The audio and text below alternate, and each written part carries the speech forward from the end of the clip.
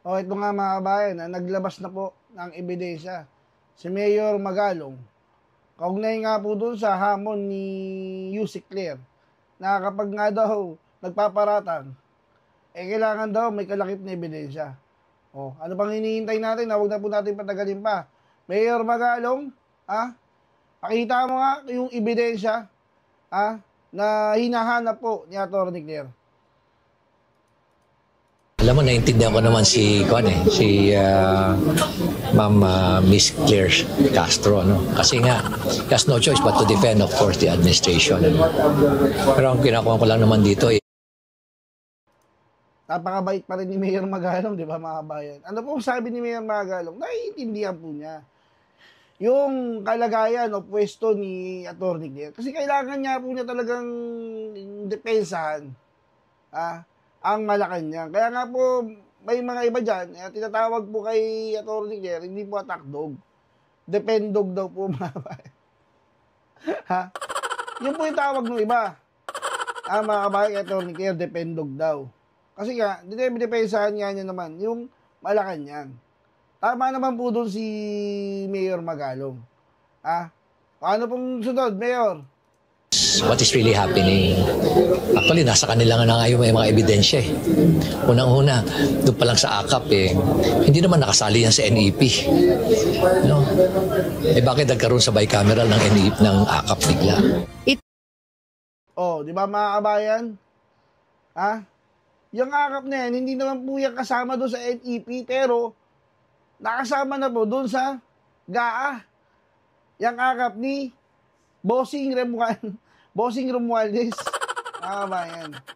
Di ba? At ayaw na rin kay Mayor Magalong. Nasa kanila na rin yung mga ebidensya. Di ba? Kasi hindi naman po bulag ang taong bayan, mga kabayan. Doon pa lang sa binaboy na budget. Di ba? Yung nagkakahalataan na eh. Bantayin mo, ang daming blanco. Di ba? Doon pa lang mga kabayan eh.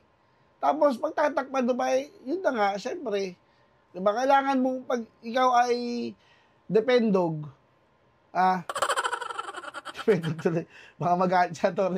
Pag kailangan mong, pag ikaw ay taga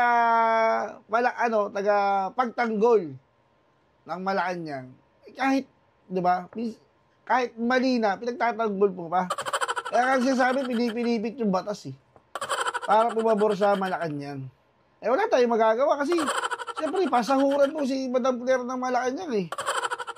Di ba? Sisweldohan po siya dyan. Kailangan niya ipagtanggol yan, si Junior at yung mga tao dyan sa Malacanang. Wala po tayong magagawa dyan, mga kabayan. Sunod, tuloy mo, Sir Magalong. Pahayag ni Baguio City Mayor Benjamin Magalong hinggil sa hamon ng Malacanang na magpakita siya ng ebidensya sa pahayag na ang pambansang budget ngayong taon ay ginagamit bilang pondo sa halalan. Sa press briefing kahapon, sinabi ni Palace Press Officer Undersecretary Claire Castro na bagamat nirerespeto niya ang pahayag ni Mayor Magalong, mas makabubuti kung suportahan ng alkalde ang kanyang pahayag gamit ang mga ebidensya. Kung meron pong ebidensya, ito naman po ay may kaso na patungkol po sa GAA at sa enrolled bill. Magbigay na lang po siya ng ebidensya doon para kung meron pong issue ay mas maliwanag. Pero kung maibibigay niya po sa amin, sa PCO, kahit po sa akin, mas maganda po kung mababasa ko lahat ng mga ebidensya niya. At ito po ay ating paiimbestigahan. Sagot naman ni Mayor. Di nga ma'am. Di nga po. Yung Article 59 yan ng Rome Statute eh. Malinaw na malinaw, madam eh. Di ba? Bilaan yung pinilipit eh. Yung pa kaya pag naglabas sa ebidensya si Mayor Magalong, pipilipitin nyo rin yan. For sure yan. Di ba? Yung Article 59 nga eh, pagkakahuli kay Pangulong Duterte, linaw-linaw eh. Attorney po kayo eh. Di ba? Competent judicial, ano ba yung DOJ? Alam niyo po yan, hindi eh. Diba? Pero pinagtatanggol nyo po. Diba? Hindi, alam nyo, hindi competent judicial entity ang DOJ. Alam nyo, korte. Kasi kayo po yung attorney, pinag-aralan nyo po yan. Diba? Pinipilipit nyo. Sasabi nyo, yun. DOJ, pwede. Oy. Para saan pa magbibigay si Mayor Magalong ng gawa ng ebidensya, pinipitin nyo rin po yun. No sense din po, madam, no sense din. Nahingiin yung ebidensya. Pero, sabi nga ni Mayor Magalong, yung mga ebidensya, nandyan na po sa inyo eh. Di ba? Umaalingasaw na po yung ebidensya. Kay Kimbo pa nga lang po, mga kabayan, di ba? Ang linaw-linaw na yun. Nagkaroon ng dyan sa budget na yan eh. Magalong sa hamong maglabas ng ebidensya upang mapatunayang may katotohanan ang kanyang mga bintang. Talagang this is a challenge to all of us dahil another is they want me to produce evidence when in fact ang ebidensya nandun na sa mukha nila. Mag-download lang sila ng mga videos ng mga congress. Oh, Madam Claire, paano ba yan? Nasa mukha mo na daw po yung ebidensya. Ayaw niyo pong tignan, madam. Di ba? Nasa pagmumukha niyo na daw po yung ebidensya. Ibig sabihin, nasa harapan niyo na po, pikit mata po kayo. Di ba? Pikit mata kayo, ayaw niyo tignan. Tapos papahanapin niyo pa si Mayor Magalong. Yung nga nakikita ninyo, ayaw niyo nang tignan eh. Yung pa kaya ipapasa sa inyo, baka punitin niyo lang yan. Na wala nang sinalita, wala nang sinabi, kundi kung wala si speaker, walang akap. Kung wala si speaker, walang ganito. Pasalamat tayo kay speaker, puro ganun na lang lahat. Akala mo, ang namimigay ng pera, yung speaker. Bakit pera ba niya yan? Pera ng taong bayan yan. Wala pang direktang tugon dito sa ngayon ang liderato ng mababang kapulungan ng Kongreso. Pero nauna na ring itinanggi ng mga kongresista ang aligasyon. Ayon kay House Prosecutor at One Rider Party List Representative Rog Gutierrez, hindi totoo na mga kongresista ang may hawak ng budget ng AKAP, kundi mga ahensya ng gobyerno. AKAP to PADMA, these are all national budget of the national agencies. So I think respectfully they belong to the DSWD, the DOH, and the DOLE. So I'm not sure where it would come from po na it is allocated po. So in our experience, what the congressman would do is that they would try to serve as a bridge between their constituents and the national government. They would assist them in procuring them, but it would not be allocated. Lulusot ka pa, sir? Ha? Magiging bridge kayo? Gigit na din kayo. Oh, pinaganda mo pa. Diba? Kayo magiging bridge o kayo yung mamimigay. Ano mga ayuda para isipin ng taong bayan pinagbibigyan ninyo galing sa bulsa ninyo. Diba? Pinapaganda mo pa eh. Pag mo ang Englishin, Tagalogin mo yan. Diba? Tagalogin mo yung sinasabi mo para maintindihan ng mga taong bayan. In-English mo pa. Diba? Ulitin natin mga bayan. Pakinggan din nyo ha. Oh, sabi niya itong mungang na to. Po na it is allocated po. Oh. So, in our experience, what the congressman would do is that they sa kanila daw pong experience, ang ginagawa daw po ng congressman ay try to serve as a bridge between the sila daw po ay tumatayong tulay sa pagitan ng constituents and the national government. They would assist constituents o yung mga nasasakupan nila at ang national government na may hawak ng pondo. Procuring them, but it would not be allocated. Sila yung nag-a-assist. Sila yung gumigitna. Sila yung tulay eh.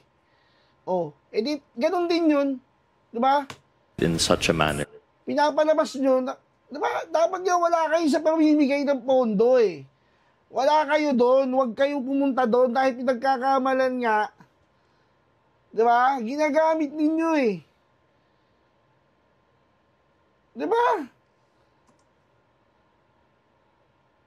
Malinaw na malinaw, galing na sa bibig mo eh. Rog, kayo yung gumigit na.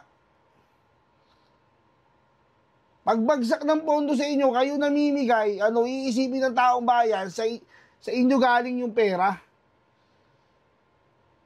I-Englishin mo pa para hindi maintindihan. Tingin mo sa mga taong bayan, lahat tanga. Huwag ganun, sir. Di ba? Malinaw na malinaw eh. National government, they would assist them in procuring them, but it would not be allocated in such a manner. Dati na ring iginiit ni House Minority Leader at 4-piece party list Representative Marcelino Libanan. Hindi sila nakikialam sa disbursement ng social services ng pamahalaan. Sa experience ko po ay wala akong ganyan na nakikita at wala po akong ganyan na na-experience. Wala kang nakikita? Baka bulag ka, sir. Mga kasama mo, di ba? Anong ginagawa? Linaw-linaw. Yung kasama mo si Luisto Di ba? Sabihin, kung wala si speaker, walang akap. Pag wala, kung di dahil kay speaker, walang tupad. Kung di dahil kay speaker, walang... Ano ibig sabihin nun? Galing ba kay speaker yung pera? Di ba hindi? Ba't kailangan niya sabihin yun? Ewan ko na sir, kung bulag ka o nagbubulag-bulagan ka lang. Sinasabing 20... Sa bagay, kasi nagkakampihan kayo dyan sa kakampihan kayo dyan sa Congress Kasi siyempre, kayo nakikinabang magtakipan na lang kayo, di ba? Kahit obvious na yung mga pinaggagawa ninyo ng mga kasama nyo dyan, magtatakpan nyo. Bakit? Siyempre, kayo mapupulaan 25 na yung GAA ay election funds. Lahat ng disbursements, hindi po nakikialam ang mga politiko. Sa mga distribution ng social services, bawal po ang mga politiko magpunta roon. Pero sagot naman ni Mayor Magalong. Well, alam mo, sanay naman sila magsalita at magsinungaling. Kaya isa lang ang sasabihin ko sa kanila, katotohanan lang po. Tama naman po yung sinabi ni Mayor Magalong Sanay kayo magsalita at magsinungaling. Kasi nakikita nyo na Tama po si Mayor Magalong Kung pwede lang si Mayor Magalong na yung pumalit sa inyo dyan Sanay kayo magsalita at sanay kayo magsinungaling. Wag. Brad, wag. Rog, tsaka sino ba yung isa? Wag niyo pagsisinungaling ang taong bayan. Matatalino po taong bayan ngayon. Hindi na po tulad dati. Kung ano sasabihin niyo, pinaniniwalaan. Sabihin ninyo, hindi kayo nangyayala. May ginagawa nung kasama ninyo. Sa bagay, totoo ka naman. Di ba? Ayaw niya kay Mayor Magalong. Sanay naman kayo magsinungaling. Di po ba? Mayor Magalong. Tohanan lang po. Makinig kayo sa taong bayan. Mahiya na kayo sa ginagawa ninyo. Naghihirap na yung taong bayan. Grace Doctor. Mayor, I doubt na mahihiya yung mga yan. Napakakapal na po ng mukha ng mga nandyan sa gobyerno. Di na lang natin papangalanan. Opinion natin to, damdamin natin ko, kailangan natin sabihin.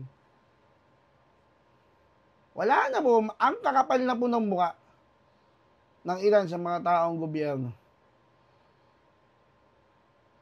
Sipin mo, kitang-kita na sa video. Kung hindi dahil kay, Romualdez, walang ganito, walang ganyan. Sabihin ng mga kasama mo, wala sila nakikita, egot kayo dyan. Diba? Napaka-egot nyo po.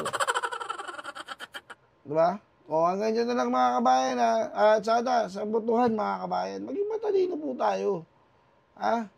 Pag-isipan po natin yung mga inuluklok natin dyan. Baka bukas makalawa, bawal na tayo magsalita. Yun yung nakakatakot Na pag nagsalita ka, kukulong ka na lang nila Paduano at nila Abante. Pag mga katulad pa rin na binoto natin mga kabayan, binoto ninyo. Ewan ko na lang. Pag may bumoto pa sa mga yan, napaka-ingot nyo na. Yun lang po mga kabayan at hanggang sa muli, paalam.